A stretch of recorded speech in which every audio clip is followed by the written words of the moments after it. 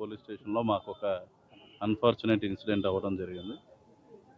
10వ నెలలో మేము కండక్ట్ చేసిన స్పెషల్ డ్రైవ్ ఏదైతే అనాథరైజ్డ్గా బాణాసంచా స్టోరేజ్ యూనిట్స్ ఎవరు నడుపుకుంటున్నారో, ఎవరెవరి దగ్గర అయితే అనాథరైజ్డ్గా బాణాసంచా నిల్వ చేసి ఉంచారో వాళ్ళని అందరినీ కూడా చెక్ చేసి వాళ్ళ దగ్గర అనాథరైజ్డ్గా స్టోర్ చేసిన బాణాసంచాన్ని సీజ్ చేయడం జరిగింది. ఆ స్పెషల్ డ్రైవ్లో సీజ్ చేసిందంతా కూడా స్టేషన్లో పెట్టకుండా బయట స్టోరేజ్ ఉంచారు సేఫ్గా.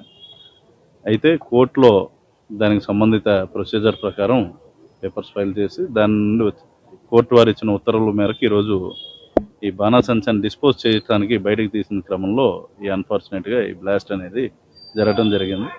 ఇది ఆ బాణాసంచా లోపల ఉన్న కొన్ని రకాల మందులు ఇంటర్నల్గా రియాక్ట్ అయ్యి ఈ విధంగా బ్లాస్ట్కి కారణమయ్యాయి అని చెప్పి మాకు ప్రాథమికంగా తెలుస్తుంది.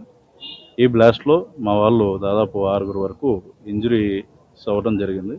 వీళ్ళ 3కి తీవ్రమైన గాయాలు, 3కి సాధారణ గాయాలు అయ్యాయి.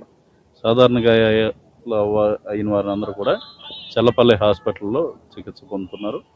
తీవ్రమైన గాయాలు అయిన వారందరికీ ఇక్కడ ప్రాథమిక చికిత్స చేసి మేము విజయవాడకి తరలించడం జరిగింది. వీరందరికీ కూడా సరైన వైద్యం అందుతుంది. ప్రభుత్వం నుండి సీనియర్ ఆఫీసర్స్, అదేవిధంగా మా హోమ్ మినిస్టర్ గారు అందరూ కూడా, సీఎంఓ నుండి కూడా దీని గురించి అడిగారు. వాళ్ళందరూ కూడా ఈ ఇష్యూని మానిటర్ చేస్తూ బెటర్ ట్రీట్మెంట్ కోసం అక్కడ హాస్పిటల్ వీళ్ళకి కూడా మేము కూడా ఇన్ఫార్మ్ చేయడం జరిగింది. ఇది మేమంతా కలిసి ప్రస్తుత ఫోకస్ వాళ్ళకి బెటర్ ట్రీట్మెంట్ మీద ఫోకస్ చేస్తాం.